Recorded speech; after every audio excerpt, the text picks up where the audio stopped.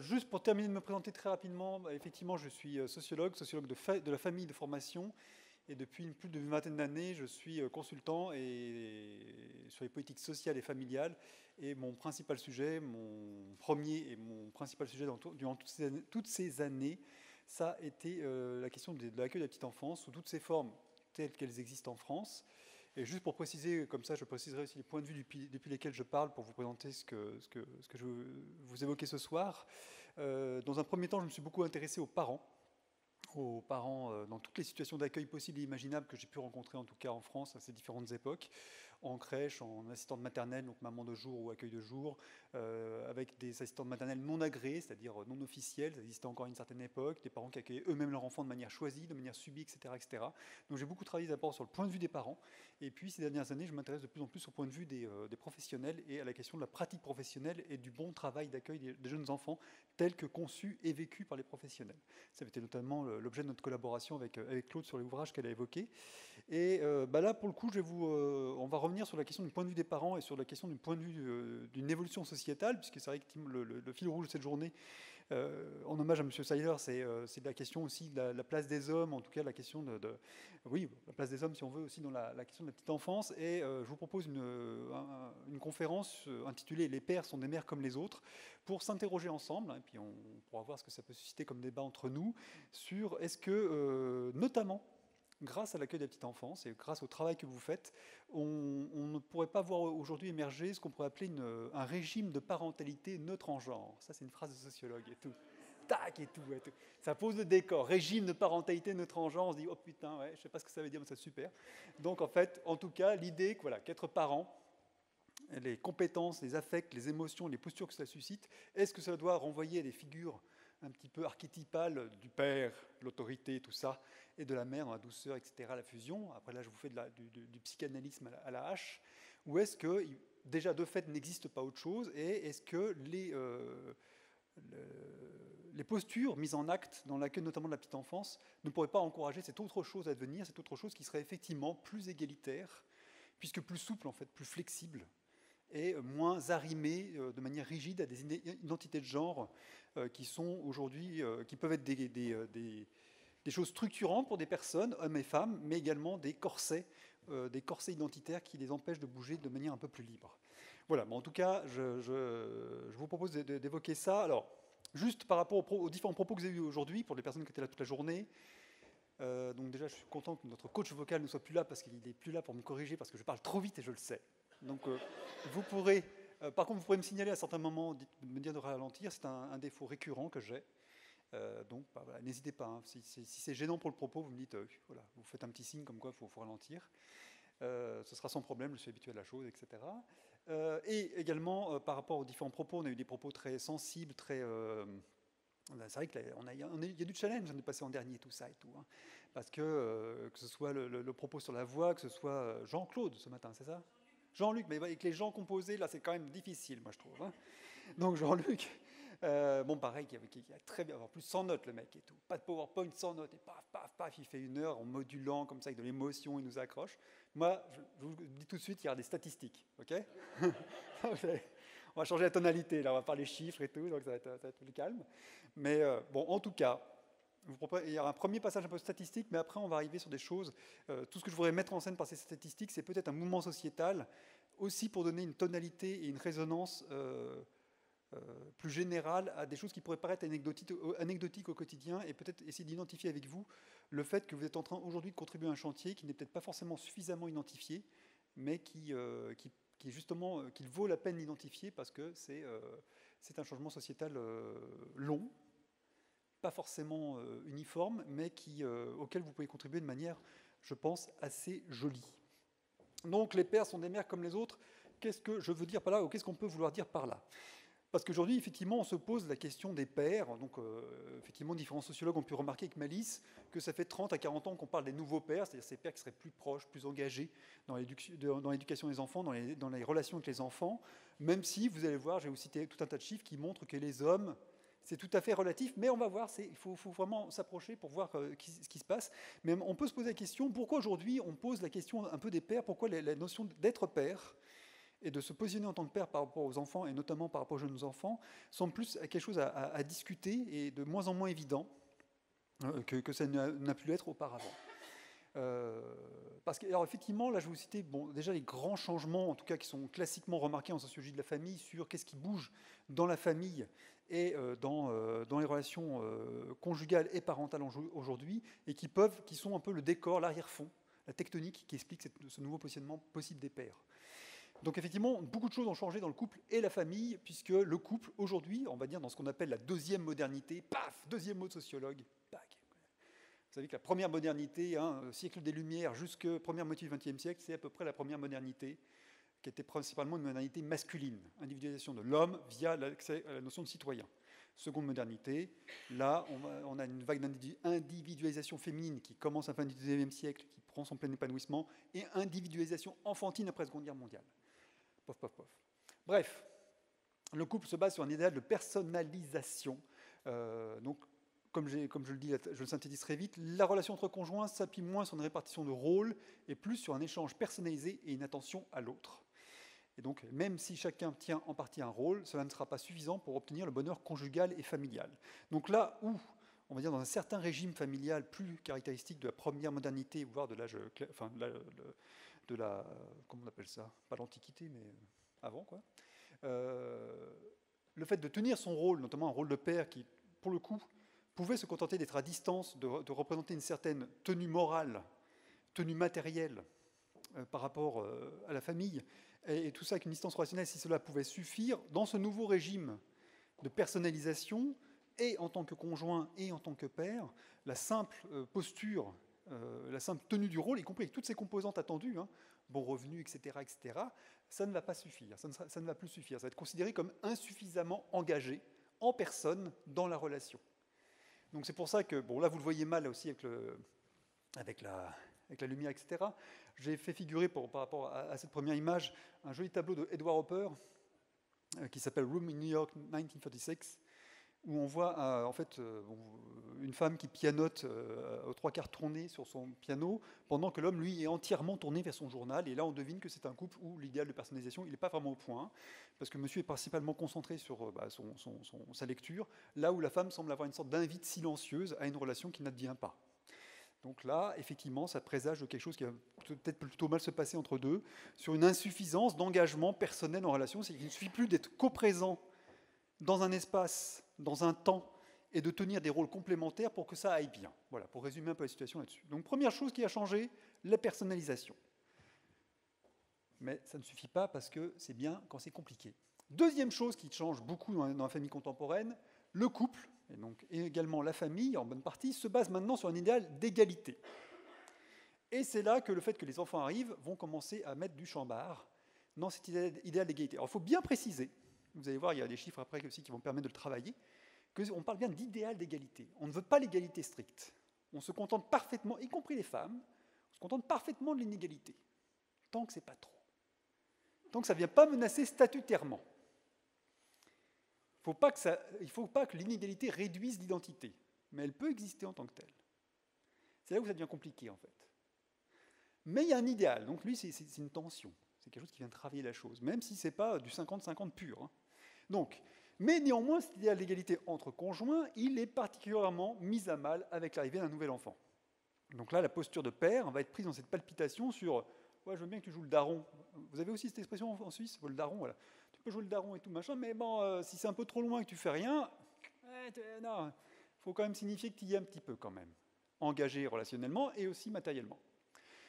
Donc, cette idée d'égalité est particulièrement mise à mal avec l'arrivée d'un nouvel enfant, qui s'accompagne notamment d'une plus grande inégalité de répartition des tâches ménagères. Donc, je cite quelques chiffres, des femmes qui se déclarent d'autant plus insatisfaites sur le couple qu'elles ont plus d'enfants. On a 30% de relative insatisfaction pour les femmes sans enfants, à 50% pour celles ayant 3 enfants. Donc, à chaque enfant supplémentaire, 10% d'insatisfaction supplémentaire. Notamment quand, particulièrement, l'arrivée d'un nouvel enfant s'accompagne d'une évolution défavorable de la répartition des tâches ménagères pour les femmes et du fait qu'elles assument à titre principal et des tâches ménagères et des tâches parentales. Donc pourquoi on parle aussi du positionnement parental, du positionnement paternel aujourd'hui? Parce que par rapport à cet idéal d'égalité, qui n'est pas qu'un idéal familial, mais aussi un idéal sociétal, L'arrivée des enfants, là où les premiers âges du couple, et là je vous renvoie au très beau livre de Jean-Claude Kaufmann, La trame conjugale, l'analyse du couple par son linge, qui est un livre qui fête ses 30 ans cette année, un livre de 1991, très accessible, enfin Jean-Claude Kaufmann, vraiment un très bon sociologue. En fait, il montre que dans les premiers temps du couple, par rapport à cet idéal d'égalité, on essaye de faire genre, on va être égal, dans une organisation ménagère allégée. Et dès que l'enfant arrive, on passe aux choses sérieuses. Là, il ne faut plus rigoler. Mais c'est la femme qui a le plus de stock d'habitudes et d'exigences. Et là, souvent, les hommes vont faire « Ah ouais, mais bon, bah, c'est toi qui connais, oui, forcément. Ouais. Ouais, mais je ne sais pas trop faire. » Bon, il n'y a pas trop que de la mauvaise foi, il y a aussi une lutte de légitimité et de compétence. Dire, ah ouais, mais je ne fais pas aussi bien qu'elle, et puis bon, bah, je n'ai pas pensé à lui mettre ce petit body-là, oui, bon, bref. Et donc, l'arrivée de l'enfant va venir, lui, percuter cet idéal d'égalité dans un mauvais sens, parce qu'il va venir dire, bon, est-ce que c'est pas trop inégal ce qui est en train de se dérouler? Parce que voilà, aujourd'hui, encore arrivé, l'enfant vient précipiter, au sens presque chimique du terme, l'organisation ménagère, notamment avec des rôles, souvent, statistiquement, hein, ça ne va pas que dans un sens, mais en tout cas statistiquement, ça va plutôt dans ce sens-là encore aujourd'hui, avec des rôles où la femme se spécialise effectivement dans le domestique et l'éducatif, là où l'homme, lui, va se spécialiser plutôt, en tout cas en France, pour les chiffres que j'ai pu recueillir, dans un rôle de pourvoyeur de revenus, même si on voit que ça évolue et que ça change en plusieurs aspects. Donc, qu'est-ce qui va changer dans le positionnement masculin, si on veut, plus généralement, et le positionnement paternel plus particulièrement, c'est, retenons bien déjà ces deux premiers ingrédients qui sont un peu notre paysage de fond, idéal de personnalisation, idéal d'égalité. Voilà. Et les enfants là-dessus, comment ils vont venir jouer? On pourrait résumer par, est-ce que tu es suffisamment en relation? C'est bien beau d'assurer le cadre matériel, etc., mais est-ce que tu es suffisamment en relation? Et c'est bien beau aussi de se dire, bon, moi je sais un peu moins faire, mais est-ce que tu en fais suffisamment pour signifier qu'on n'est pas enfermé dans des rôles? Et voilà, cette palpitation qui va venir travailler le vécu féminin, mais aussi, on va le voir aussi en bonne partie masculin par rapport à ces questions-là. Donc, rassurez-vous, ce tableau de chiffres est totalement illisible, donc je ne ferai que le commenter rapidement. Mais ce qui est intéressant, ce que j'ai voulu, là c'est une étude de l'INED, INED ou INSEE, je ne sais plus, citée par l'adresse, bref, qui est relativement ancienne, mais qui était assez intéressante, parce que c'est une étude, en fait, vous ne voyez pas, il y a 7 catégories de ménages, ils ont fait remplir ce qu'on appelle les enquêtes emploi du temps, où les gens doivent remplir pendant une semaine, je crois, presque toutes les 5 minutes, qu'est-ce qu'ils ont fait dans les 5 minutes écoulées, pour voir si, bah voilà, là je me suis occupé des enfants, là j'ai fait donner le pain, là j'ai préparé à manger, là j'ai fait le ménage, là j'ai regardé la télé, etc., etc. Et là, en fait, en fonction de la répartition des tâches domestiques et des tâches éducatives, ils ont fait des typologies, des grands types de couples par répartition des tâches. Donc tout en haut, il y a catégorie 1, les mères font tout ou presque. Catégorie 2, les mères conservent un rôle essentiel, etc., etc. Catégorie 7, ni l'un ni l'autre, c'est-à-dire tout est réparti de manière non spécialisée entre les conjoints, que ce soit en tâches domestiques ou en tâches éducatives. Donc voilà. Et par rapport à ça, ils ont, ce que vous avez dans le tableau, ce sont les degrés de satisfaction des conjoints, hommes et femmes, par rapport à leur organisation familiale et domestique au moment de l'enquête. Donc on vous demande comment c'est réparti, on fait une typologie, comment c'est réparti, après on demande aux personnes, voilà vous, par rapport à la répartition actuelle, quelle est votre satisfaction aujourd'hui? Donc c'est une note sur 10, donc on est sur des notes moyennes entre quasiment à 8 et au-dessus, donc tout le monde est plutôt satisfait et tout. Mais quand même, il y a un truc intéressant qu'on constate là-dedans, c'est que les hommes les plus insatisfaits font partie des couples les plus inégalitaires à leur profit. Les hommes qui en font le moins, en termes domestiques et éducatifs, se déclarent légèrement plus insatisfaits que les hommes qui sont dans l'égalité. Donc on pourrait se dire, parce que si j'étais après, François connaît beaucoup mieux les théories féministes que moi et tout ça, mais dans une perspective un peu ras du front féminisme matériel, quand je exploite quelqu'un et que cette exploitation me revient, je suis quand même content. Alors, je ne dis pas forcément très fort, mais je pourrais au moins le dire à l'enquêteur de l'INSEE qui est venu me voir et tout, c'est bon, c'est nickel. Non, c'est bizarre, c'est que cette exploitation m'oppresse aussi. Ce qui veut dire que, en partie, et encore une fois, ça autorise quand même des marges d'inégalité certaines, en partie, les hommes partagent cette idée, enfin, ils le partagent même totalement, même si, encore une fois, il y a cette élasticité qui est autorisée, qui a l'idéal d'égalité. Donc, encore une fois, les pères vivant dans des configurations où ils sont très peu mobilisés ne sont pas les plus satisfaits, et les degrés de satisfaction les plus élevés sont exprimés par ceux qui partagent le mieux la charge au sein du couple, charge domestique et éducative. Puisque les hommes, même si on peut dire qu'ils bénéficient de ce travail qui est réalisé gratuitement par les femmes dans la sphère domestique, etc., ils peuvent se sortir aussi enfermés dans un rôle. Mais là, si je lis bien les chiffres, l'écart est plus significatif autour des tâches relatives aux enfants que des tâches ménagères. Alors, dites-moi les chiffres que vous avez lus avec votre œil qui... Ménagères, où les hommes ils sont moins satisfaits, mais à 0,1%, ils sont à 8,4 de satisfaction. Par Ouais. rapport à l'ensemble, c'est 8,5, donc c'est vraiment très proche, alors que par rapport aux tâches relatives aux enfants, ils sont à 8 par rapport à l'ensemble qui est 8,5. Donc l'insatisfaction, Hmm. même dans l'inégalité, elle est ressentie de manière plus importante autour de la prise en charge des enfants que des tâches ménagères. Ouais, vous avez raison. Je suis en train de faire le même calcul que vous, mais pour les femmes. Et elle, finalement, c'est un écart de 0,8 et 0,9. Et bien, écoutez, vous avez tout à fait raison. Non, c'est la première fois qu'on me lit bien ce tableau, écoutez, félicitations. Donc, alors, mais en même temps, parce qu'après, je suis en train de réfléchir si on peut vraiment rapporter les ratios comme ça, mais on va dire que oui. Et je pense que vous avez raison, c'est-à-dire qu'en fait, effectivement, et là, ça nuance ce que je viens de dire, mais ça nuance et ça peut le renforcer dans le sens du propos qui est là, c'est-à-dire qu'on ressent plus d'insatisfaction sur l'inégalité relativement aux tâches éducatives et relationnelles que par rapport aux tâches matérielles. Paf, c'est beau. Non, c'est beau. Je ne suis même pas sûr que c'était dans les analyses de l'article que j'ai mis là. Hein. Donc ça, c'est joli. Bon, sachant, voilà. Bon, en tout cas, ouais, merci. Donc, continuons. Donc, alors attendez, juste, je fais un récapitulatif parce que je rajoute des couches. On a notre paysage. Là, l'idée que nos protagonistes ne sont pas non plus dans des postures figées, c'est-à-dire qu'il y a l'idée que l'égalité, ça travaille tout le monde, y compris les hommes, même s'il y a cette posture un petit peu résistible par rapport à l'engagement domestique et éducatif. Mais il faut prendre en compte, si on parle de la posture des nouveaux pères, et c'est ça qui va pouvoir permettre de poser à nouveau frais la question de qu'est-ce qu'on entend par paternité, mais aussi par maternité et par engagement auprès des enfants. Il faut aussi prendre en compte un autre élément de notre paysage global, qui est le fait que la conception de l'éducation aujourd'hui a massivement changé. Elle a tellement changé qu'effectivement, c'est un mouvement tectonique qui est tellement puissant qu'il passe trop souvent un petit peu inaperçu, alors que je pense que c'est le soubassement. C'est un des soubassements des questions qu'on se pose, nous, ici, en tant que professionnels ou en tant que professionnels engagés à différents degrés dans ces questions de l'enfance et de comment faire vivre l'enfance. Donc là, je cite celui qui fut mon professeur à l'université, François de Singly, dans un de ses livres classiques de vulgarisation qui s'appelle Sociologie de la famille contemporaine. Alors, je vous cite très rapidement. Les parents perçoivent leur enfant non comme un réceptacle, comme une pâte vierge et malléable sur laquelle pourraient être inscrits les grands principes de la morale, mais comme un individu digne de respect, un partenaire avec lequel il faut négocier. Qui dit négociation, donc dit prise en compte du point de vue. Quand on parle d'un enfant, on parle aussi de construction d'un point de vue, c'est-à-dire je te permets d'élaborer ton point de vue, puisqu'il n'existe pas en tant que tel. Et donc là, il y a une notion d'engagement relationnel qui est supposée. Engagement relationnel que vous saurez remarquer dans vos structures, vous travaillez en fait. Vous travaillez à la construction du point de vue enfantin. Et au fait de pouvoir travailler ce point de vue enfantin. Et c'est une tâche parentale aussi, mais vous le faites professionnellement, vous le faites, c'est du gros training. Sachez que les parents ont moins le temps de le faire. Ils essayent aussi, mais ils ont moins le temps de le faire. Dans la mesure où il ne s'agit plus d'imposer des normes extérieures, des principes moraux à l'enfant qui devient un partenaire à part entière, les parents sont en partie dépossédés de la légitimité de ce qu'ils imposent, mais aussi de celle de leur pouvoir d'interprétation. Paf! Ah, il y va le Singly, hein, quand même. Alors, dépossédés de la légitimité de ce qu'ils imposent, est-ce que j'ai le droit de demander ça à mon enfant? Est-ce que j'ai le droit d'exiger ça? Est-ce que c'est bon? Et mon pouvoir d'interprétation, moi je dis que c'est un caprice. Moi je dis que ce qu'il fait là, c'est un caprice.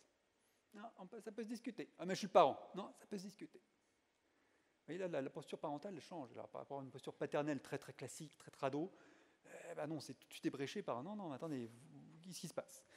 Donc, conclusion de Singly, il n'y a pas transformation des objectifs éducatifs, il y a changement dans le rôle des parents, changement qui correspond à la fois à l'accroissement de l'autonomie de l'enfant et à l'augmentation de la concurrence scolaire. Ça, c'est aussi un élément qu'il ne faut pas oublier, qui s'exprime sûrement différemment en Suisse, en France, qui s'exprime de manière extrêmement dure, puisque nous avons une école précoce, dure et inégalitaire. Et donc une course scolaire extrêmement effrénée qui va mettre une pression sur la fonction parentale de manière très particulière, qui est peut-être aussi particulière à la France. Donc...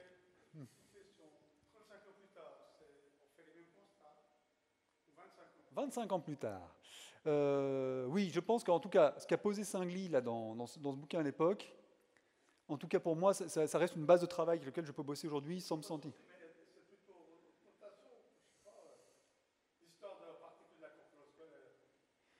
Alors, Si on disait déjà ça. Eh bien, c'est pire.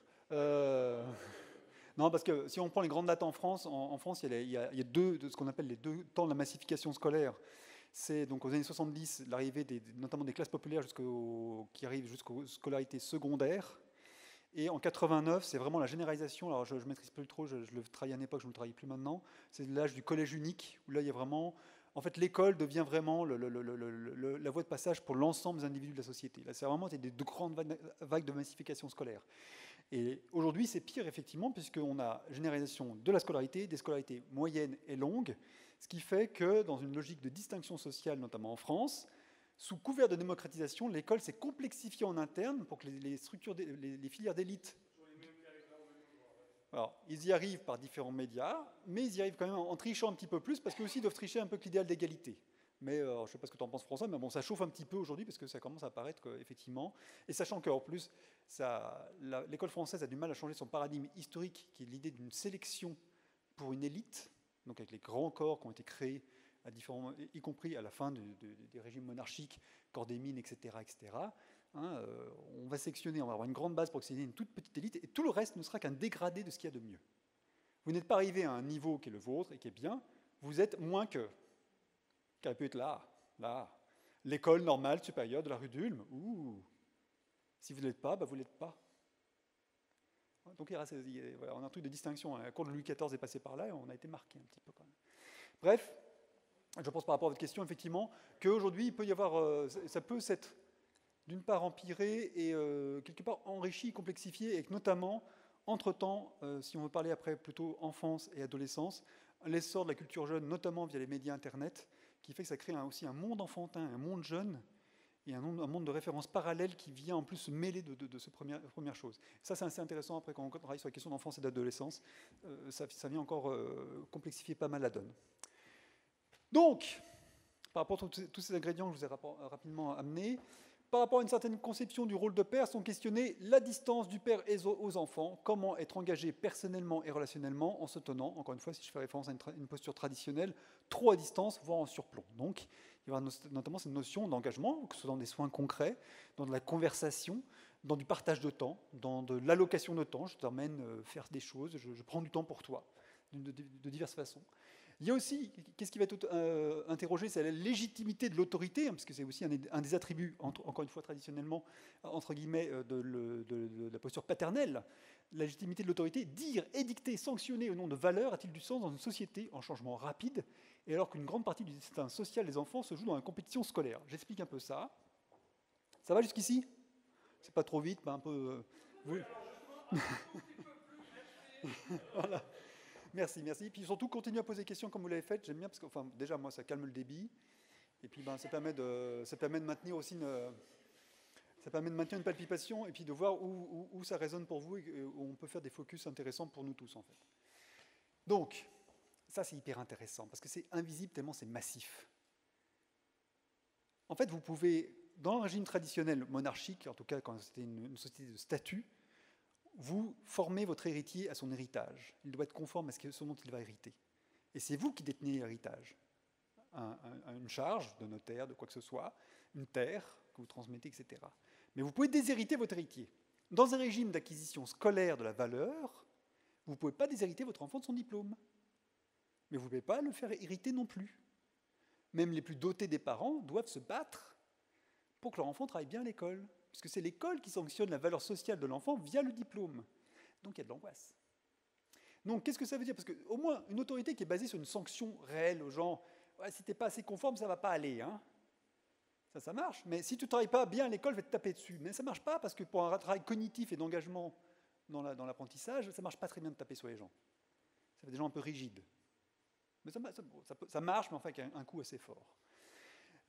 Donc, en fait, cette figure de l'autoritas, l'autorité paternelle, qu'est-ce qu'elle vaut dans un régime d'acquisition scolaire de la valeur sociale? Plus grand-chose, parce qu'on rentre dans un régime d'accompagnement. Je ne peux qu'accompagner la personne pour espérer qu'elle aille là où je pense qu'il est bon qu'elle aille. Mais je ne peux pas l'enjoindre.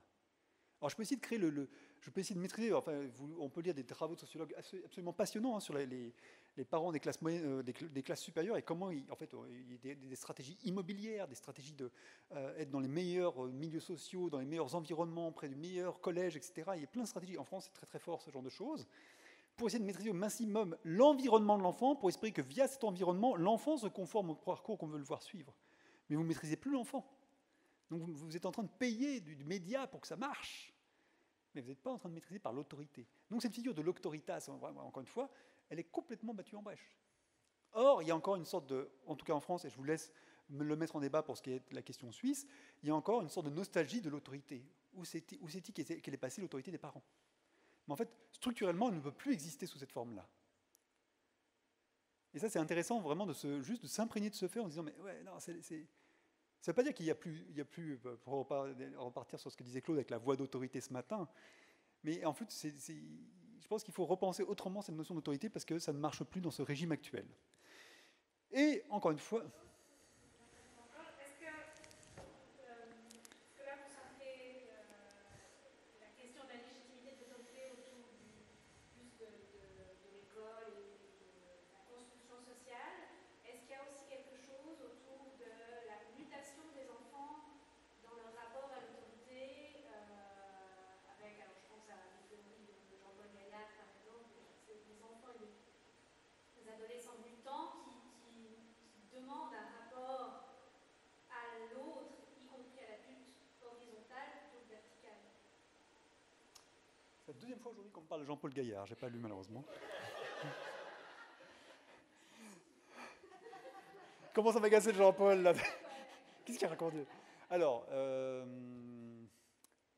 pim pam poum. Alors, oui, il y a ça aussi, et notamment là, c'est là que la culture jeune rentre.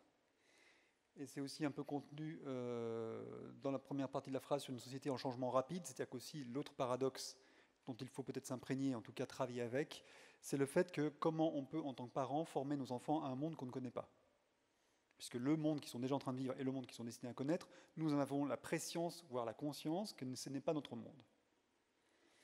Donc qu'est-ce que je peux transmettre dans un jeu qui est ouvert?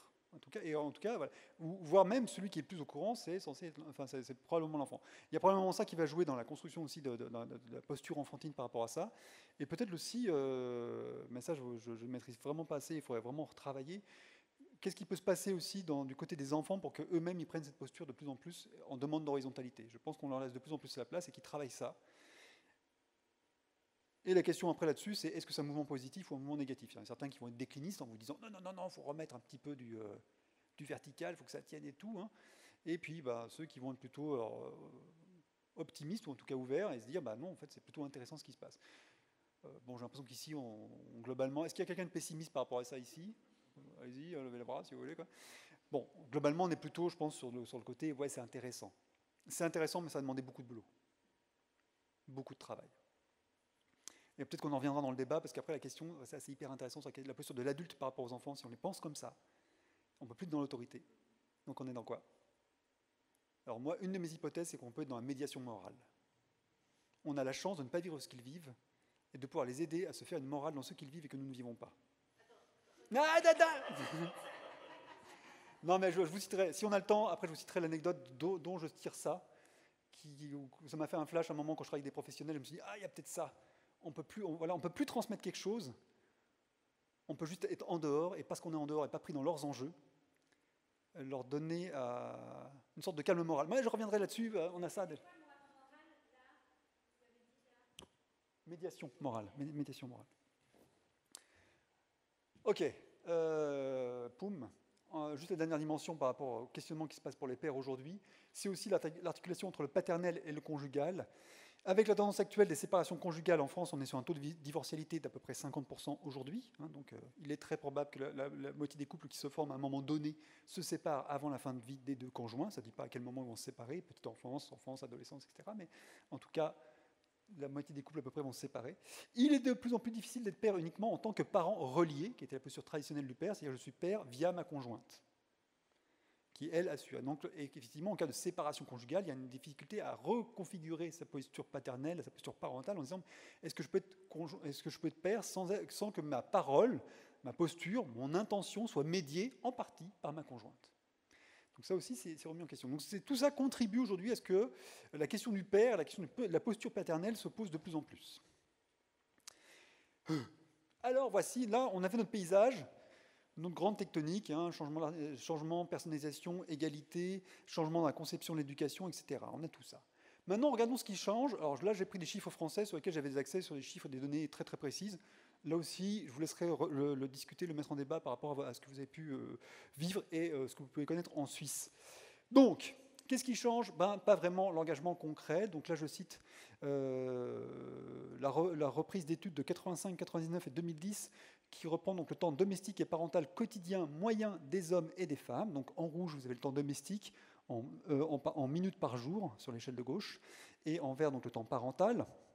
Donc vous voyez que pour les hommes, le temps domestique a tendance à décroître légèrement, pour s'abraser aux environs de 100 minutes par jour, et le temps parental, lui, croît légèrement pour passer à peu près de 10-15 à peu près 40 minutes par jour en moyenne, entre 85 et 2010.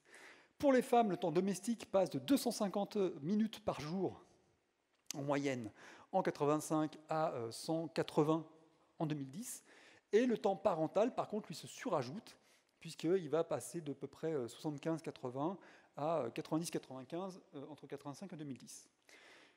Donc, qu'est-ce qu'on observe là-dedans? C'est que la participation masculine aux tâches éducatives et parentales, elle augmente très légèrement. Même après, si on fait le ratio féminin-masculin, ça augmente, on va voir. Hein. Donc, on a une augmentation du temps parental des femmes comme des hommes entre 85 et 2010, de 26 à 58 minutes quotidiennes pour les hommes et de 81 à 118 minutes pour les femmes entre 30 et 40 ans. Donc là, j'ai pris des chiffres spécifiques qui ne sont pas dans le graphique. Donc ceux qui ont plus probablement des jeunes enfants.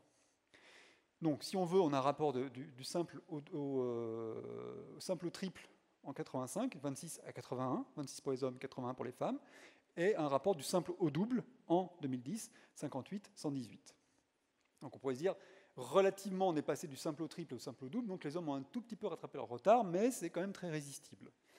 Donc, on a une augmentation de la participation paternelle principalement pour les soins et les loisirs aux enfants, avec des temps de trajet qui augmentent fortement pour les hommes comme pour les femmes. Donc on observe une sorte d'égalisation relative sur fond d'augmentation du temps consacré par chaque parent aux enfants. Ce qu'il faut retenir dans cette évolution, ce qui m'intéressait moi quand j'ai commencé à collecter tous ces travaux pour réfléchir à ce sujet, c'est qu'en fait, on n'est pas en train d'observer une égalisation, là je vais y revenir dans la diapo suivante, c'est-à-dire les hommes rejoindraient les femmes à un point certain qui a été atteint à un certain moment du temps, les femmes sont déjà en train d'évoluer avec une augmentation du temps parental, et les hommes sont en train de rejoindre ce point-là aussi avec un certain retard.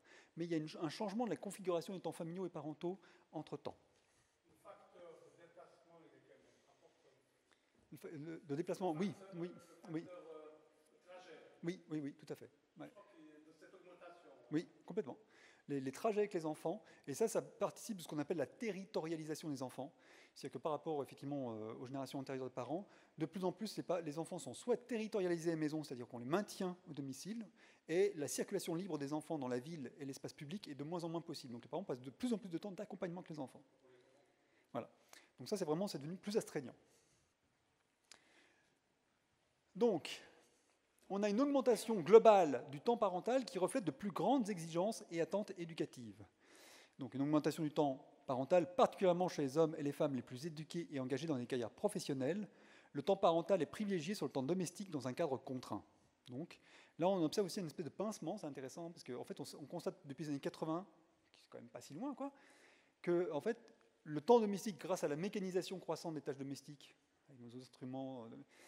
Oui, je vois que vous faites la tête et tout, mais bon, ça a un peu marché, quoi. Non, c'est surtout Je vous en prie. Mais j'ai l'impression que c'est surtout le transfert des tâches ménagères à des femmes de ménage. Alors ça, c'est intéressant. Il faudrait voir si on arrive à faire un ratio. Sûrement que ça a augmenté dans les... Surtout dans les hommes les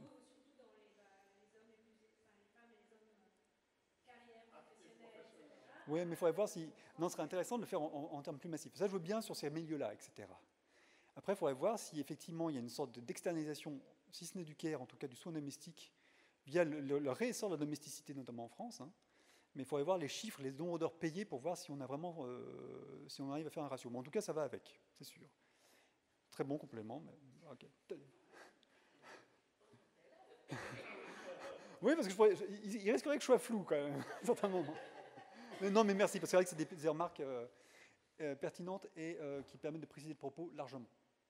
Donc, mais en tout cas, voilà, ça vient pincer ce temps domestique, qui peut être bonne partie externalisé, et ça vient privilégier le temps parental. Donc on voit qu'il y a une pression sur le temps parental, le temps d'engagement, effectivement, en termes de temps d'accompagnement, de loisirs, d'éducation auprès des enfants. Donc, c'est ce que je voulais préciser, les hommes ne sont pas en train de rejoindre une façon d'être parents qui a été incarnée par les mères il y a 25 ou 30 ans. Ils sont en train de s'inscrire, moins que les mères, dans un engagement parental plus intense auprès des enfants, qui se fait donc au détriment du temps domestique et sur fond d'exigences domestiques moins élevées globalement. On fait moins de couture à la maison soi-même aussi.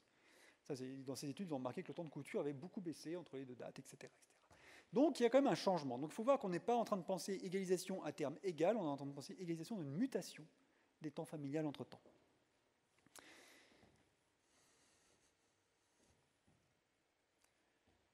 Donc, par rapport à ça, là, je reprends le terme des pères second couteau, quel était le titre de l'article que je cite, ou le sous-titre de l'article de Brugeil et Sébille sur le partage des tâches parentales. Donc, par rapport à toute cette évolution, là, on voit qu'il y a eu une mutation des temps domestiques et éducatifs, augmentation des temps éducatifs, baisse des temps domestiques et des temps de travail domestique, égalisation relative sur ce fond-là. Mais il semblerait quand même que dans ce grand paysage, dans cette mutation spécifique, les pères soient quand même un petit peu ce qu'on pourrait appeler des seconds couteaux. Donc je cite ce qui, pour ces auteurs, va dans ce sens-là. Contrairement aux mères, les pères sont très rarement les principaux acteurs d'une activité et c'est plus généralement en complément des mères qu'ils s'investissent dans la prise en charge des enfants. Donc ils seraient des seconds, des auxiliaires, si on veut. Ainsi, environ 20% des pères partagent à égalité avec leur conjointe le soin d'habiller les enfants et plus de 30% celui de les aider à faire leurs devoirs ou de les accompagner à leurs activités. Cet investissement égalitaire est encore plus fréquent pour le coucher, dans 40% des familles, et les loisirs. Ainsi, les pères sont nettement en retrait des activités contraintes, assimilables aux activités domestiques et socialement sexuées, comme l'habillage des enfants. Là, ce qui me paraît plus suspect, en tout cas, je n'ai pas compris dans ce que disaient les auteurs, c'est pourquoi ça, c'était spécialement contraint. Mais bon. Ce qui serait intéressant, c'est de voir qu'il y a l'habillage, mais il y a la préoccupation d'aller acheter du vêtement. Ça, c'est des dames qui... Non, mais tout à fait. Tout à fait. Et il oublie le carnet de santé en plus.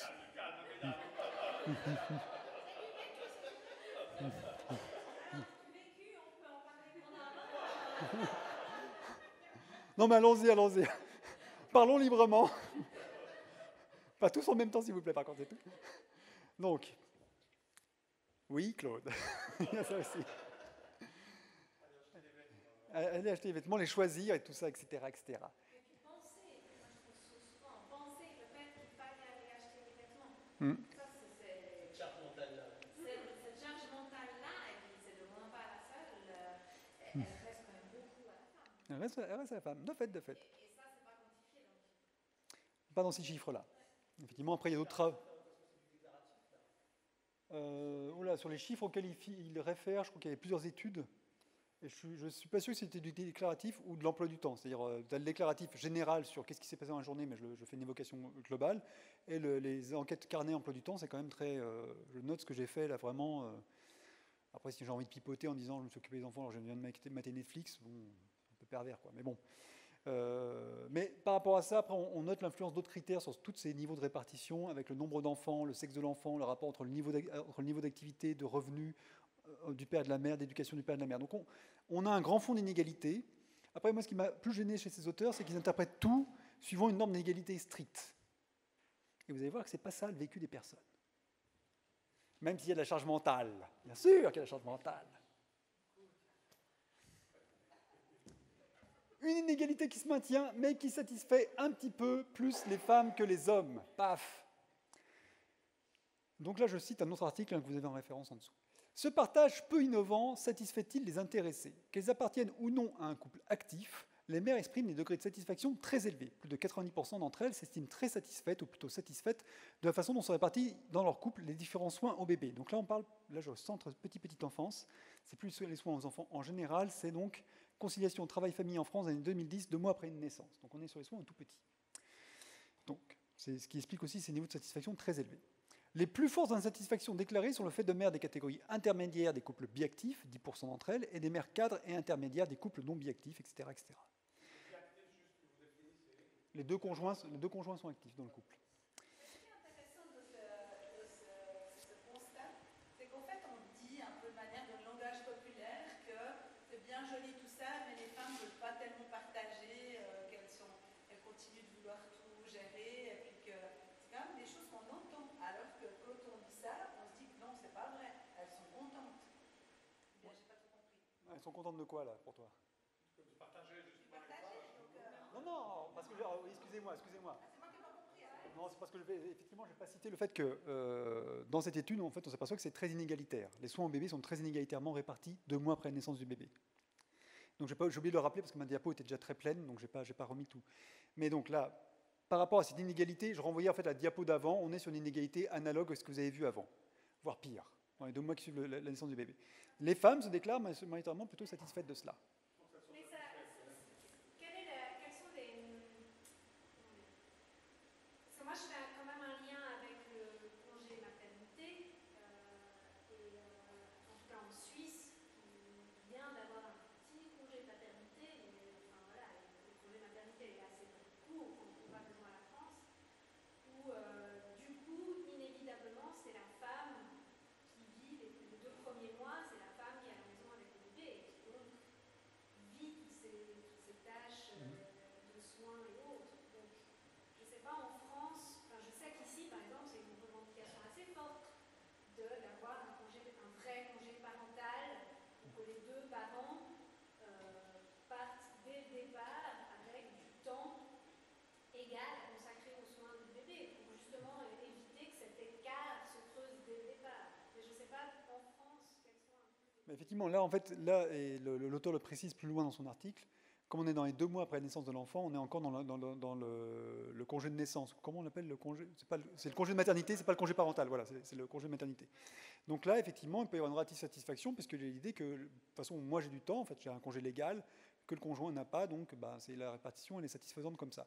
Même si on peut imaginer que les personnes répondent à la question aussi sur une idée aussi de projection, c'est-à-dire est-ce que ça me va comme ça, pour maintenant et pour plus tard, un petit peu. Mais ça explique qu'effectivement, les couples biactifs, c'est là qu'il y a le plus d'insatisfaction, parce que elles se projettent sur et quand je recommence, comment ça va se passer. Oui, tout à fait. Ouais. Même si les niveaux de satisfaction sont quand même élevés. Oui, pardon. Et puis, moi, ce que je remarque en discutant avec les parents qui sont des professions cadres et qui ont choisi de travailler à 2, la difficulté, quand ils sont au 2e enfant, pour un des 2 de baisser le temps. Parce que les patrons disent, vous êtes cadre, vous travaillez entre 90 et 100%. Et ça, c'est vraiment, ouais, je trouve, en tout cas en Suisse, on n'aide pas la conciliation famille et job, quoi. Alors, j'ai pas l'impression qu'en France, on le soit énormément non plus. Puisque, effectivement, mais là, ça pose une question qui est intéressante, qui est hyper intéressante. C'est si on prend après les grandes tectoniques que j'évoquais, c'est le fait qu'avec l'emploi féminin, en fait, avec le fait que les femmes sont rentrées sur le marché de l'emploi, après en avoir été évincées activement dans la première modernité. C'était un travail social, en tout cas en France, actif, de sortir les femmes du marché de l'emploi après la révolution industrielle et la Première Guerre mondiale. Il a fallu les sortir et tout. Le fait qu'elles se remettent à bosser, c'était une surprise pour la puissance publique qui restait un petit peu. Nous, la politique petite enfance naît de cette surprise. Elle n'était pas volontaire au départ. C'était merde, les femmes bossent, il faut être pas d'accueil. Bon, on va trouver quelque chose. Et pourquoi je dis ça, moi? Je commence à fatiguer, j'attends de répondre à votre question. Je viens de faire un détour, je ne retrouve pas la route. Attendez. Oui, c'est ça, ça y est. Mais ça veut dire qu'en fait, de par l'activité des femmes, en fait, finalement, le monde de l'emploi est directement cranté sur la famille. Là où en fait la femme était avant un amortisseur, le mec qui travaille, si vous voulez, 100 heures, on s'en fout, puisque la femme qui est là avec les enfants, ça va. Maintenant, si vous avez 2 parents qui travaillent 45 heures, ça commence à chauffer grave parce qu'il n'y a plus personne pour les enfants. Et donc là, vraiment, c'est là qu'on rentre dans ce qu'on appelle la politique des temps de vie, c'est-à-dire est-ce qu'il est viable et tenable et souhaitable pour une société de penser l'activité telle qu'on la pense aujourd'hui, c'est-à-dire des carrières qui sont à l'acmé de l'engagement à 34, 35 ans, 30, 40 ans, si on veut, le moment où on commence à avoir des enfants. Puisqu'on fait des enfants plus tard, parce que les femmes étant plus diplômées, plus de temps d'études, un engagement professionnel accru qui fait qu'on retarde les temps des premières naissances. Donc est-ce que c'est là qu'on devrait attendre le plus de personnes? Et ça, effectivement, on a des braves personnes aujourd'hui. Nous, tous, on a essayé de faire ça, quoi, à peu près. Tenir la carrière et les enfants en même temps. Et ça chauffe. mais c'est absurde. Si vous regardez après en termes macro, c'est assez absurde. C'est-à-dire, en plus, avec tout ce que j'ai évoqué sur les changements dans la conception de l'éducation et de l'engagement relationnel que ça suppose, c'est éminemment absurde de penser que vous pouvez être une carrière professionnelle et connecté à votre enfant. Ici, moi je trouve que je ne sais pas pour les directions qui rencontrent plus de parents que moi aujourd'hui, j'ai l'impression qu'il y a une augmentation de nombre de pères qui travaillent à temps partiel. Donc au fait, qu'il y a une répartition différente. Avant, les pères travaillaient à 100% et puis parce qu'en fait, la Suisse, il y a beaucoup de travail à temps partiel parce qu'il n'y avait pas de politique sociale et familiale. Puis une des réponses, c'était le travail à temps partiel. Et que là, il y a une augmentation importante de pères qui travaillent à temps partiel avec une répartition des temps de travail plus égale dans les couples. En tout cas, dans les couches moyennes ou supérieures. Ouais, dans les couches moyennes. Et ça, on voit une augmentation. Oui, oui. Je pense que c'est au-delà du temps partiel, c'est vraiment, j'ai l'impression, un choix du couple de se dire en fait on ne veut plus travailler à 100% ni l'un ni l'autre. Et on veut construire. Enfin, les gens construisent leur réalité de vie avec moins, je sais pas comment dire, avec moins d'attente et du coup du temps partiel et du temps relationnel. Je pense qu'ils mettent en avant le temps relationnel. Moins de moyens, mais plus de temps pour autre chose, enfin, pour être en lien avec les enfants, mais pas seulement, je pense. Mais ça reste à mon avis. Certains qui n'arrivent pas à baisser, et puis après il y a ceux qui sont obligés de travailler à deux parce qu'ils ont des petits revenus. Mais bon, en tout cas, on peut remarquer ces tendances, mais là, ce que je vais... attendez, parce que là, vous avez ouvert pas mal de débats en passant. Je sens qu'il y a une grosse différence quand même. En France, depuis l'âge de 3 ans, l'enfant est pris en charge par l'éducation nationale du matin jusqu'à la fin de l'après-midi. Ce n'est pas qu'en Suisse. Ouais. Donc à 3, 4, 5, 6, 7, 8, 9, 10 ans, c'est le matin un moment, l'après-midi un moment, on ne s'occupe pas des autres deux. C'est l'accueil collectif qui est derrière. C'est un accueil collectif qui n'est pas institutionnalisé légalement. C'est une commune qui le font à bien faire. C'est pour ça qu'il y a vraiment une dichotomie entre, dans le fond, la France, où à partir de 3 ans, tu commences à bosser quasiment. À l'éducation nationale, c'est avec les activités d'effort que l'école, c'est quasiment de 9h matin jusqu'à 17h. Oui, même plus loin, plus loin. Vous voyez, on est sur du 8h, 18h, moi, par exemple. On n'a pas de manière institutionnalisée. Oui, tout à fait. C'est ça qu'on est là, l'accueil de jour. Oui. Non, mais de fait, on va dire ça. Ce qui fait que la France a quand même encore des bons scores au niveau européen, sur les statistiques, etc., sur la question de la prise en charge des enfants. En tout cas, ce que je voulais essayer de démontrer, avant toutes vos remarques, avec cette diapo, c'est que malgré le constat d'inégalité qui perdure dans un fond qui est changeant, vous avez bien retenu cette mutation, en fait, quand on regarde le vécu des personnes, il y a une relative, j'insiste, satisfaction féminine et masculine là-dessus, qui fait que, en fait, encore une fois, c'est pour ça que je précisais qu'on est sur un idéal d'égalité, on ne demande pas l'égalité stricte, mais suffisamment d'égalité pour qu'il y ait une sorte de flexibilité identitaire ou une flexibilité de rôle. Et là, je renvoie aussi à un beau bouquin de François de Saint-Gly qui s'appelle « L'injustice ménagère », où il reprend pas mal de statistiques sur les inégalités de répartition, et il s'interroge pourquoi les femmes ne sont pas plus révoltées par rapport à ça. Et comment elles vivent, justement, principalement du point de vue féminin, comment elles vivent cette inégalité. Qui n'est pas toujours, en fait, l'inégalité n'est pas forcément recodée comme injustice. C'est pour ça qu'il a intitulé notamment son livre « L'injustice ménagère ». Donc, quelle est la situation aujourd'hui et comment on va pouvoir aussi mettre en scène votre rôle dans cette mutation qui est en train de prendre place aujourd'hui? Des tâches parentales qui changent et qui augmentent avec plus de temps d'éducation, un accompagnement scolaire et de loisirs et plus de temps de transport. Une moindre attention au cadre domestique et plus au relationnel avec les enfants. Donc là, c'est suffisamment peu lisible pour que vous ne puissiez pas faire de remarques sur les diapos qui sont en bas. Mais c'est le top 3 des choses qu'il faut. Il a fallu que je recours aux grands moyens, je floute maintenant. Mince, elle a une très bonne vue. Top 3 des choses qu'il faut le plus capitaliser les parents. Donc ça, c'est un sondage qui a 3-4 ans, collecté par la Caisse nationale d'allocation familiale. 54% des parents culpabilisent de manquer de patience avec leur enfant, 47% de manquer de temps avec lui du fait du travail, des tâches ménagères ou des activités personnelles, et 36% culpabilisent du fait de pouvoir être avec l'enfant, mais de penser à autre chose. D'être pris mentalement par autre chose. Un charge mentale. Qui peut être lié à des éléments domestiques, qui peut utiliser des éléments conjugaux, qui peut utiliser des éléments professionnels. Donc on voit bien aussi, c'est ce changement dans l'engagement relationnel par rapport à la tâche éducative qui va venir interpeller la posture de père aujourd'hui. Et donc, quelle est la situation? Et c'est là que je vais vouloir introduire le deuxième partie de mon propos. Donc, on a des femmes qui sont en France, mais en Suisse, au niveau européen, je pense qu'on est à peu près sur les mêmes choses, avec des décalages de calendrier, etc. Avec des décalages de calendrier, oui, notamment pour Suisse-Allemagne, non pas pour Suisse, Allemagne, Italie, Espagne, notamment sur des politiques qui ont été longtemps plus hostiles à l'activité féminine dans ces pays-là. En Suisse aussi peut-être bien.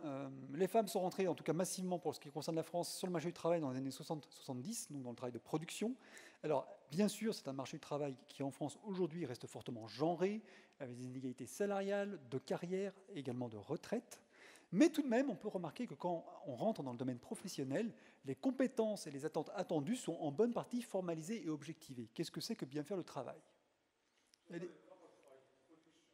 Travail de production, c'est le travail, on va dire, qui est considéré, enfin, production de services, de matière, de transformation de matière.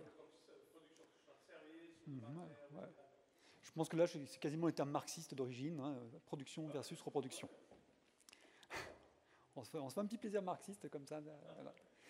Les hommes, de leur côté, sont rentrés bien plus timidement dans les tâches domestiques et familiales, donc ce qu'on appelle le travail de reproduction, mais on peut le remarquer, pour ce qui concerne cette rentrée, avec des attendus et des compétences qui ne sont pas objectivées, ou beaucoup moins objectivées. Qu'est-ce que c'est que bien faire le ménage? Qu'est-ce que c'est que bien s'occuper de l'enfant? En plus, c'est en mutation, ça change.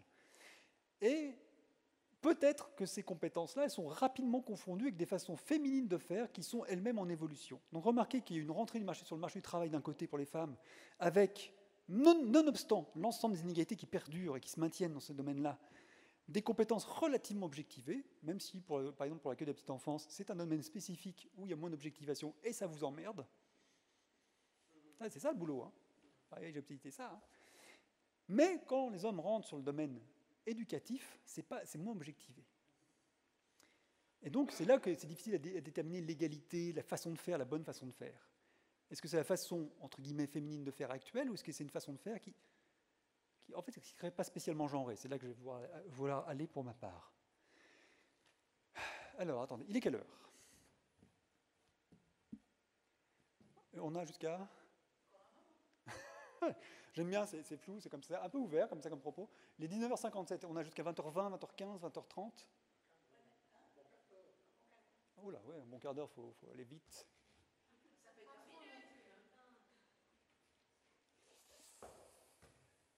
Je vous explique ça rapidement, parce que ça, c'est un des résultats d'une de mes recherches qui m'a bien plu et qui a été la source de tout ce questionnement sur ce qui est devenu après un article et cette conférence, les pères sont des mères comme les autres. En fait, j'avais constaté en m'intéressant au parcours d'accueil des parents qui font accueillir leurs jeunes enfants. Moi, on m'avait commandé une étude sur des besoins d'accueil sur un territoire. J'ai dit, mais on ne va pas s'intéresser aux besoins, c'est pas hyper intéressant le besoin, parce que c'est une demande à un temps T. On va s'intéresser à comment les gens font sur le temps long. Comment leur enfant est arrivé dans leur vie, c'était prévu, c'était pas prévu. Comment ils ont pensé les modes d'accueil? Ils l'ont pensé tôt, ils l'ont pensé très tard. Ils ont fait plusieurs demandes, ils ont fait des demandes précoces, ils ont fait des demandes tardives. Et voilà. Et j'ai discuté avec les personnes, et donc principalement des femmes, parce que quand vous faites une étude sur la petite enfance, qui sait ce qui vous répond dans la famille? Demandez à ma femme, hop, tout. Même comme le monsieur était... C'est marrant, j'ai fait des entretiens avec des femmes, toujours des femmes, et le monsieur, il tournait autour de la table souvent. Mais il donnait son avis de temps en temps, il tournait. Bref. Et c'est là que j'avais pu identifier ce que j'avais appelé l'ambivalence de toute une génération de femmes. Ambivalence, c'est un terme intéressant, c'est vouloir deux choses contraires à la fois. Donc deux choses irréalisables en même temps. Ces femmes, en fait, voulaient deux choses. Elles voulaient être autonomes, elles voulaient être indépendantes financièrement et se réaliser professionnellement. Elles voulaient être mères, relationnellement. Elles voulaient les deux en même temps. Elles étaient tendues, et ça, il y a Nathalie Heinisch, qui est une sociologue française, qui a fait un très très beau ouvrage qui s'appelle « Les ambivalences de l'émancipation féminine », qui explique ce phénomène. C'est extrêmement intéressant. Elle dit, mais en fait, les femmes sont ambivalentes. Pourquoi? Parce que le statut féminin, lors de la seconde modernité, a évolué tellement rapidement que les femmes conjuguent en elles deux modèles de féminité concurrentielle, la féminité maternelle et la féminité active professionnellement. Et les deux modèles étant présents en elles sans hiérarchisation a priori, et la France ne les hiérarchise pas parce qu'elle dit c'est le libre choix, vous faites comme vous voulez. Eh bien, ces femmes, elles étaient ambivalentes parce que moi j'avais par exemple des femmes qui, dans un premier temps, alors celles que j'ai justement appelées les mères ambivalentes, sont des femmes de classe populaire stabilisées, qui sont dans un parcours professionnel relativement stable, etc. Premier temps, elles se disent, bon, il me faut une place en crèche. Ok. Elles demandent une place en crèche, et en France, c'est pas facile d'avoir une place en crèche, et encore moins, au moment de cette étude, il y en avait encore moins. Elles obtiennent la place en crèche, c'est-à-dire qu'elles ont bien insisté et tout.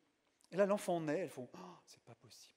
C'est lui, c'est moi, je ne peux pas le donner à garder. Elles renoncent à la place en crèche, bien rare qu'elles aient obtenue dans certains entretiens.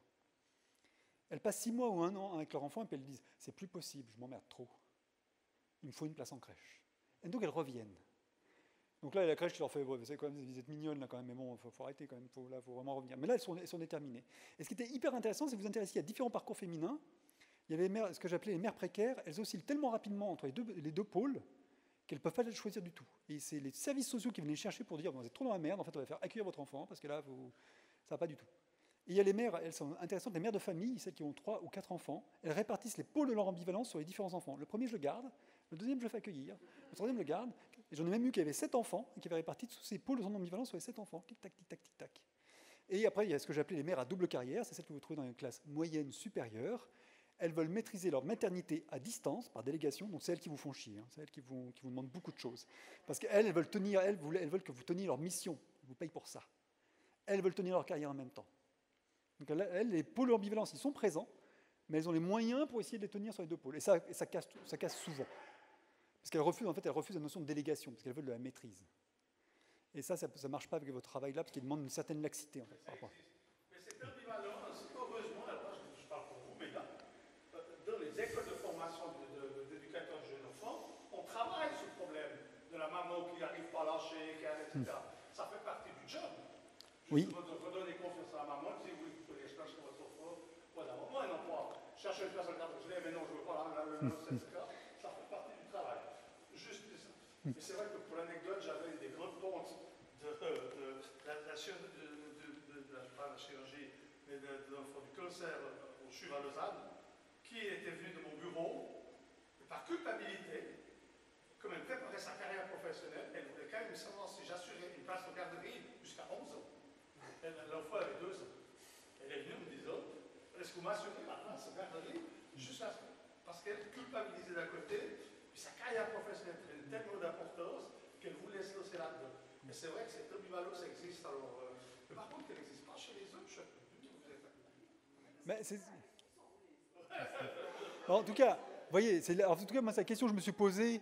Vous allez voir, quand j'ai lu une étude que je vais vous évoquer juste après, quand j'ai lu cette étude, je me suis dit, mais justement, moi, j'avais fait ce concept l'ambivalence des femmes par rapport à la question de l'accueil, puisque moi, je le voyais dans leur parcours concret, c'est génial, c'est vraiment les deux pôles, il y a deux pôles, tac, tac, tac, tac, et ce qui change avec les ressources sociales, c'est le rythme d'oscillation.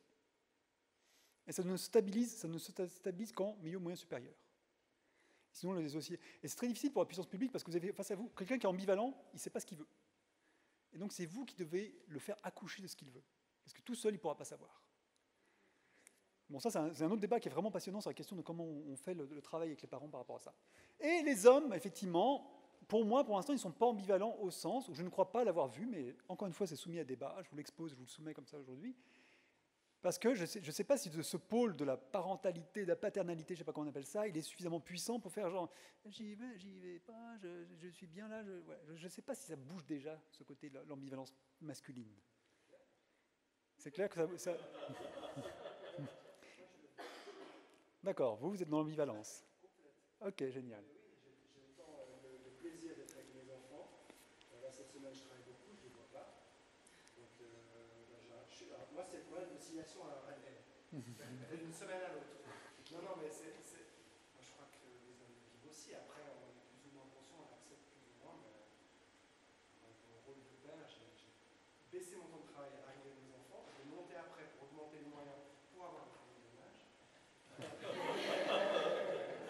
Et du coup, maintenant, je suis dans cette ambivalence où j'aimerais beaucoup pouvoir tenir mon temps de travail. Mais j'aime mon travail, et deux, je ne peux pas le faire.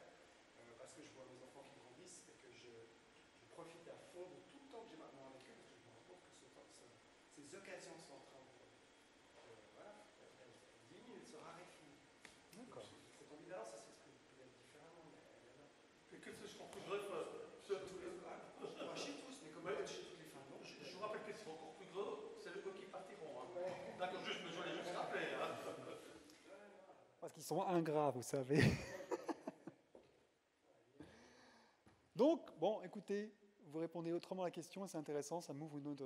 C'est bien ce soir, là, ça m'aura bien... Non, mais en plus, c'est intéressant parce qu'il y a une... c'est un propos sur lequel je ne suis pas stable. Ce propos-là, c'est un sur lequel j'essaye, en tout cas, et donc c'est intéressant qu'il y ait ces remarques qui fassent dévier mon propos. Et donc, effectivement, je veux bien ouvrir cette question de l'ambivalence.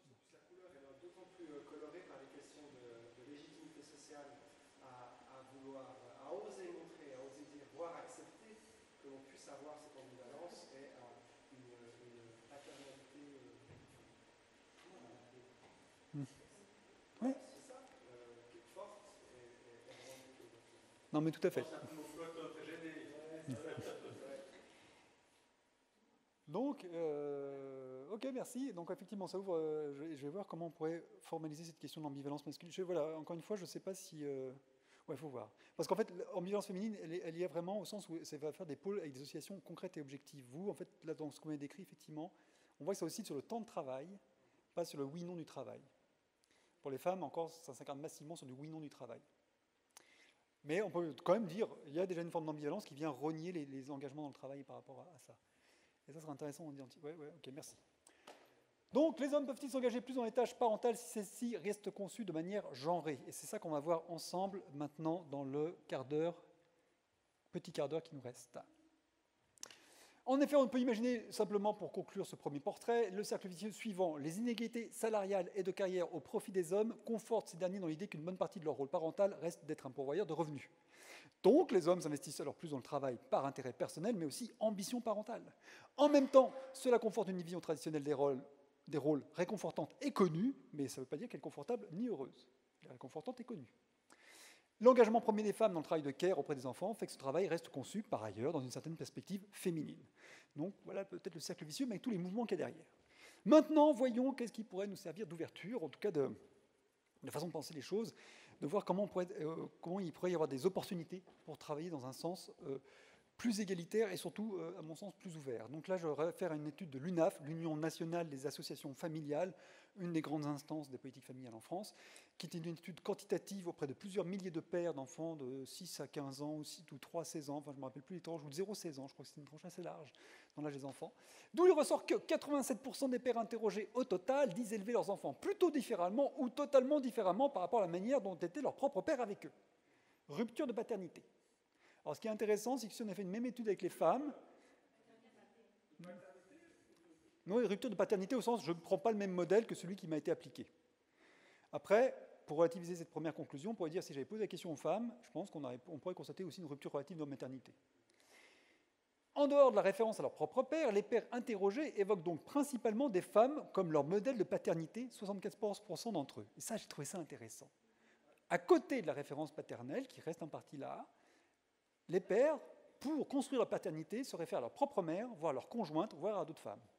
Des pères, comme ça, des pères qui eux-mêmes ont eu des pères qui se sont occupés d'eux, c'est pas sûr qu'ils se réfèrent à leur propre... Il ne faut pas compliquer les choses. Attends. Attends, des pères... Attends. Des pères. Des pères. Moi, je vais parler de moi. Okay. Mes fils, ils ont eu un père qui s'est occupé d'eux. Ouais. Je ne suis pas sûre qu'aujourd'hui, ils s'occupent de leurs enfants. Je pense qu'ils évoqueraient leur père comme étant un modèle de paternité. Parce que leur père s'est occupé d'eux. C'est une statistique, question Tu statistique. es pas sûr qu'ils évoqueraient leur père comme modèle de paternité? Oui, je suis sûre qu'ils évoqueraient leur père. Ah oui. Eh ben, ils font partie de 13%, les tiens, alors. T'en as 87% qui disent « Moi, je ne suis pas du tout père comme l'était mon propre père. » Et bah, toi, peut-être que tes fils sont dans les 13% qui disent « Ah bah, je suis plutôt comme mon père, je m'occupe de mes gamins. » Oui, mais ceux-là, ils font... Enfin, moi, ce que j'avais compris, c'est que les premiers, Ouais. ils ont inventé un rôle de paternité parce qu'ils n'ont pas pu prendre modèle sur leur propre père. Alors, Mais que ceux-là, ils font référence parce qu'ils ont eu modèle sur leur propre père. Ah non, oui, c'est en dehors. Non, c'est-à-dire qu'en fait, même si tu ne te réfères pas du tout, pas complètement, ni même principalement à ton père pour construire ta paternité, c'est reste quand même une référence. Néanmoins, chez les 3/4 des pères interrogés, il y a aussi, voire principalement, des références féminines. C'est ça qui m'a intéressé. Après, l'étude ne précise pas assez la hiérarchisation de ces différentes références dans la construction de la paternité. Donc moi, je tire un peu le fil, là, je surinterprète, j'avoue. Dans ce sens-là, je me dis, mais attends, c'est intéressant. C'est que je construis mon registre paternel avec des figures féminines. Pourquoi? Parce que dans la figure féminine, je trouve l'engagement relationnel. Ça ne veut pas dire qu'il est genré, ça veut dire qu'il était présent là. Et qui m'intéresse par rapport à toutes les nouvelles donnes que j'ai dites précédemment. Donc, la posture de présence et d'engagement relationnel auprès des enfants dans la sphère familiale est, aux yeux même des hommes, massivement vue comme féminine ou au moins d'inspiration féminine. Continuons.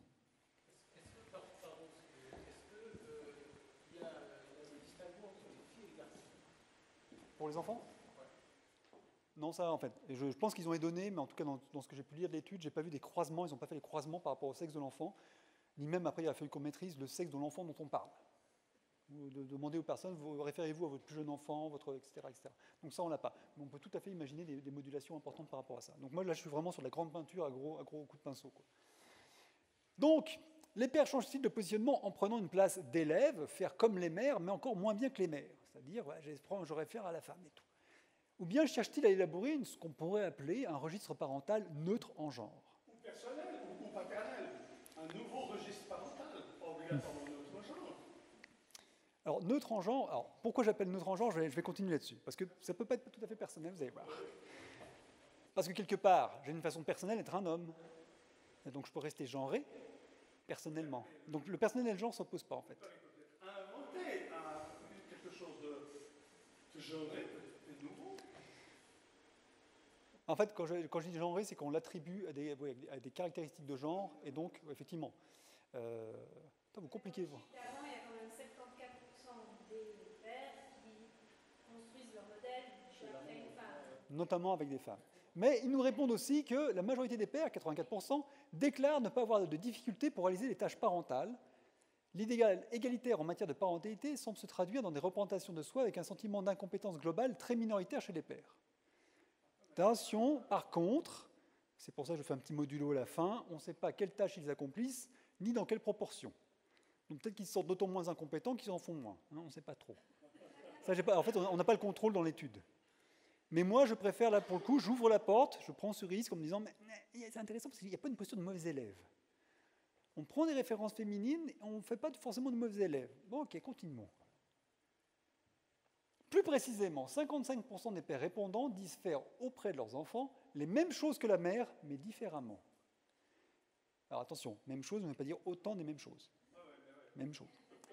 Seuls 18% disent faire les mêmes choses de la même manière, et 27% avoir un rôle totalement différent de la mère. Moi, je l'interprète comme ça dans l'étude, ce n'est pas suffisamment précisé. Je pense que, j'imagine, je fais l'hypothèse que les 27%, c'est plutôt les trados, je suis différent, je ne suis pas dans du tout la même place. Distance, pourvoyeur de revenus, etc. Les 18% qui disent faire les mêmes choses de la même manière, je les interprète comme, je fais comme elle, mais je fais comme elle. Parce que je fais comme elle. Et puis il y a ceux qui disent, ouais, je fais comme elle, mais pas pareil. J'ai pas pensé au body, mais il lui allait bien le machin, là. Ça tire un peu. Bon, on pensera à acheter la prochaine fois. Donc, une courte majorité, mais une majorité quand même, des pères désignent, alors ce que moi je pense voir, mais je vous le soumets aussi ainsi, un registre parental relativement neutre, c'est-à-dire le fait de faire les mêmes choses que la mère, disponibilité aux enfants, écoute, mais aussi autorité et cadrage, soins du quotidien, les devoirs, mais de manière différente. C'est analogue. Encore une fois, je précise, il s'agit là d'une conception, on ne sait pas ce que ces hommes font effectivement, ni ce que les femmes auraient répondu à ces mêmes questions. Donc là, c'est là où je modère mon propos.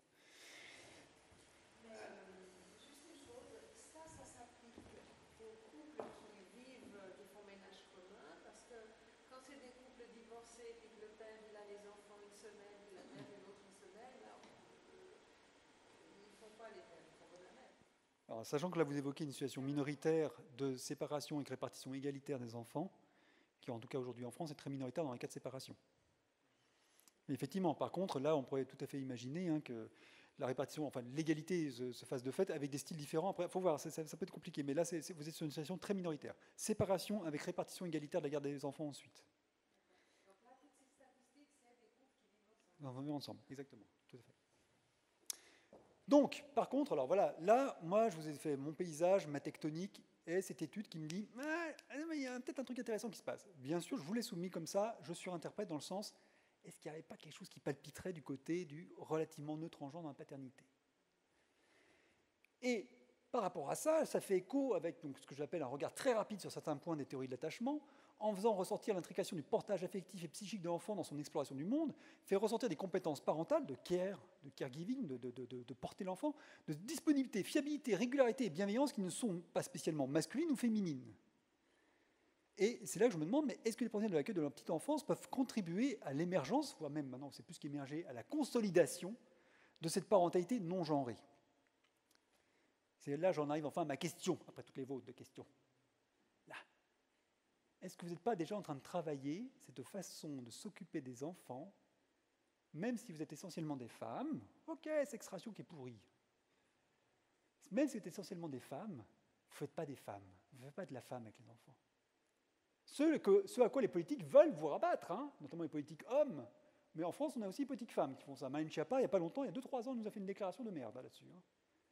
Ah, c'est bon, vous avez eu 3 enfants, c'est bon, vous pouvez devenir professionnel de la petite enfance et tout. La nana, elle nous fait ça, 2020. Là, on se dit, putain, on a un bon conservatoire de... Bon, bref, allez. Bref. Donc, même si les professionnels de l'accueil de la petite enfance aujourd'hui sont essentiellement des femmes, mais, en tout cas, ne travaillent absolument pas auprès des jeunes enfants en tant que femmes. Mais par-delà ce professionnel... En fait, ce qui est mis en œuvre, c'est un concernement pour les enfants dans différents contextes, avec une intention, une fiabilité, une disponibilité, un ensemble de compétences, donc là je lis littéralement, un engagement qui n'ont pas à voir avec un registre féminin sacrificiel et d'amour, pas plus qu'avec un registre masculin d'autorité et de protection. Vous voyez comment c'est dégenré. Bah ouais, j'espère. Ouais.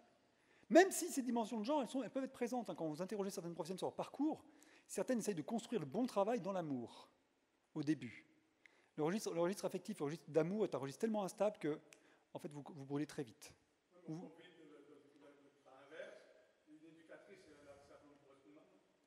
Ah oui, non, mais ça, c'est... Normalement, ça brûle vite, ça brûle très très vite. Ou ça fait cramer des équipes. Ah oui, tout à fait. Donc, ces dimensions-là, vous voyez, là aussi, là où j'en arrivais, donc je surinterprète cette étude de l'UNAF dans le sens de, est-ce qu'il n'y aurait pas de la parentalité non genrée qui serait déjà en jachère chez une certaine proportion d'hommes, et finalement, si je cherche cette parentalité non genrée, cette façon de faire avec les enfants qui n'est ni spécialement masculine, ni spécialement féminine, est-ce qu'elle n'est pas déjà à l'œuvre dans l'accueil de la petite enfance? Même si ce sont essentiellement des femmes auprès des enfants, ces femmes n'agissent pas en tant que femmes. Elles agissent en tant que professionnelles, mais ça veut dire que, en fait, professionnel, c'est trop abstrait. Dedans, vous avez du concernement, de l'affectif, de la vibration, de la mise en accord, de l'accordage, boum, je sais ce qu'il ressent, comment il faut agir, de la réflexivité, boum, boum, je n'agis pas seul, je n'agis jamais seul, la capacité d'expliciter son action. Et vous avez, donc c'est absolument pas masculin ou féminin. C'est de l'accordage à un petit enfant. Et c'est là que je me demande, et que moi je prône, je me demande si, au contact de vous en tant que professionnel, les mères comme les pères peuvent être interpellés autrement, dans une parentalité justement non genrée. Alors même si on a... attendez, je vais voir le temps qui me reste. Et pour illustrer ça, je vais vous faire un petit exemple avec cette conclusion que l'amour n'est pas une compétence. Un exemple qui m'a fait bien réagir, qui m'avait été apporté par une équipe, parce que c'est l'exemple du Petit Paul. Petit Paul est dans une halte garderie, qui est donc une structure d'accueil à temps partiel en France. Et Petit Paul a une grande sœur ou un grand frère, je ne me rappelle plus, et sa mère est enceinte du 3e, donc c'est l'enfant du milieu. Au début, ça se passe bien, l'accueil se passe bien, Petit Paul joue, etc., tout va bien comme ça. La mère est quelqu'un de très cordial, enfin pas cordial, très poli, très posé, mais pas spécialement proche des professionnels. Elle n'est pas en fuite, elle n'est pas en recherche de contact, elle est plutôt neutre. Pas facile de discuter avec elle quand même. Bon, et Paul va de moins en moins bien. Il joue moins, il reste dans son coin, il a l'air triste. Et l'équipe se taraude un peu par rapport à ça, elle se dit, mais on a l'impression qu'il ne va pas bien. Puis elles font plein d'hypothèses pour se dire, mais qu'est-ce qui peut se passer pour Paul? Ah, c'est peut-être parce qu'il est l'enfant du milieu. Hein. Ah, ouais. Il y a le petit frère qui arrive, il s'emballe. Il faudrait qu'on en parle à la mère. Ah oui, mais en parler à la mère, ça ne va pas être facile parce qu'elle est un peu... Ouais, il ne sait pas trop comment faire. Alors il y a la directrice se lance dans une manœuvre de séduction pendant plusieurs semaines, la pluie, le beau temps avec la maman. Comment ça va aujourd'hui? Le soleil. La maman, oui, tout ça, toujours un petit peu, quand même, voilà, un peu lisse comme ça. Mais bon, elle finit par se rapprocher au bout de 3 semaines quand même. Puis là, elle dit, voilà, ah oui, elle sent qu'il y a le contact. Elle fait, bon, en fait, oui, par rapport à Paul, on a constaté qu'il commençait un peu à devenir un peu rentré comme ça. On voulait vous en parler parce que, qu'est-ce que vous en pensez? Et là, la mère répond, oui, je sais, mais tout ira bien parce que je l'aime. Alors, conclusion des professionnels qui n'est pas la mienne, mais je la respecte. Ils disent, oh là, ça nous a mis une claque, on était en train de dramatiser Paul qui était un petit peu triste dans son coin, on l'a un peu secoué pour qu'il joue à nouveau, et ça va mieux parce que finalement elle nous a sorti d'une espèce de morosité professionnelle, on avait tendance à surinterpréter le malaise de Paul. Tout ira bien parce que je l'aime. Et moi je ne suis pas d'accord du début à la fin. Pas d'accord du tout. Cette réponse est démente. Pourquoi elle est démente? Mais parce que tu ne l'as pas vu ton gamin. Moi je m'en fous que tu l'aimes. Est-ce que tu l'as observé? Est-ce que je t'ai donné des ingrédients d'observation que tu as pris en compte pour dire « Ah oui, et comment je peux interpréter ça ?» Amour, c'est un élan, mais c'est un élan qui peut aller dans le mur. Hein, et le ressort, il peut être mal orienté, vous pouvez aller n'importe où avec l'amour. L'observation, ce n'est pas de l'amour. Le concernement pour l'enfance qui est en jeu dans le care, avec cette notion de patience, avec cette notion entre jouer et travailler, que tu évoquais, François, ce n'est pas de l'amour. Ça peut être motivé, ça peut être entretenu, ça peut être recoloré par, mais ce n'est pas de l'amour. Et cette mère fait une réponse totalement démente. Tout ira bien parce que je l'aime. Ben non, moi ça m'inquiète que vous me répondiez ça. Moi je vous propose un objet de travail qui est votre enfant et son état. Je ne vous demande pas d'être une maman aimante, je me demande d'être une maman au travail. Plus précisément, je me demande d'être un parent au travail. Et en tant que professionnel, je vous propose un objet de travail qui est l'état de votre enfant. Et c'est là que je pense qu'on peut faire bouger les lignes.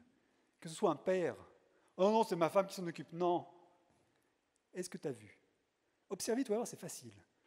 Tu observes à tel moment, et tu me dis ce qui se passe. C'est un objet de travail. Ce n'est pas un objet de sensibilité, c'est le travail. Donc le travail, ça peut s'apprendre. Hein.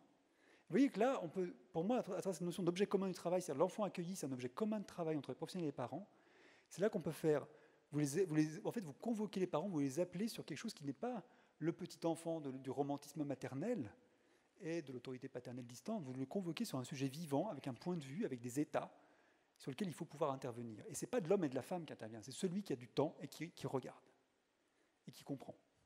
Donc quand je dis « tout ira bien parce que je l'aime », je n'ai rien compris. Rien. Moi, ça m'inquiète. Vraiment, elle m'énerve, cette maman, en fait. Vraiment, quoi. Moi, on me fait cette réponse, je dis « mais non, quoi. T'as vu? Est-ce que tu as regardé ?» Ah oui, vous savez, comment vous l'avez vu, vous? Est-ce qu'elle a une réponse là? Ou est-ce qu'elle l'aime?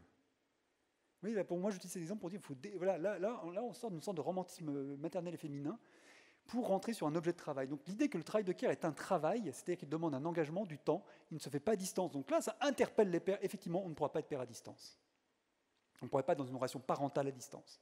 Dans le jeu contemporain de l'éducation, il ne faut pas rêver. Ou alors, on sera très probablement malheureux dans une éducation à distance, etc. Ça ne va être pas génial. L'observation, le concernement pour l'enfant, ce que vous mettez en acte, est-ce que les parents peuvent contribuer à acquérir votre contact? Non pas que vous les conseillez, en fait, ce n'est pas du conseil. Hein, je voudrais bien préciser le rôle des professionnels là-dedans, n'est ni de conseiller, ni de soutenir, ni d'accompagner. Il est de convoquer sur un objet du travail. Quand je dis convoquer, c'est plus une sorte d'appel. Hein, voilà, moi, et votre rôle, c'est de préciser tellement cet objet de travail en disant « moi, je m'inquiète pour Paul, parce que qu'est-ce que n'avait pas fait cette équipe dans cet exemple-là ?» Ils n'avaient pas suffisamment précisé en quoi Paul les inquiétait. Il est triste, on a marqué que ça ne peut pas être lié à ça, mais peut-être qu'on a fait toutes ces hypothèses-là, et on voit tel état, et c'est ça qui nous fait qualifier, nous, son état de triste aujourd'hui. Quand vous dites tout ça à un parent, ce serait beaucoup plus improbable qu'il vous réponde « ça va aller, je l'aime ». C'est comme si on vous dit « votre voiture est en panne, ça va aller, je l'aime ». Bon, une voiture d'un enfant, ce n'est pas une voiture, bien sûr, etc. On est sur un truc vivant, mais vous voyez, la notion romantisme d'amour, elle saute tout de suite. Ou, pour reprendre l'exemple d'une discussion de ce midi avec Claude, on ne pourrait pas dire « ça ira bien parce que moi je vais remettre un cadre, parce que moi je veux qu'ils aillent jusque-là ». Non, quand je te convoque sur l'état de ton enfant, je ne suis plus dans le cadre, je ne suis plus dans l'affection, je ne suis plus dans la consolation, je suis sur effectivement le travail de care, c'est-à-dire porter psychiquement et physiquement un enfant dans ses états, et donc se mettre en accordage. Et ça, vous le faites, et ça, vous pouvez le faire exister aux yeux des parents pour qu'ils aient la chance de prendre contact avec ça, y compris les pères, et de rentrer dans une non-genrée.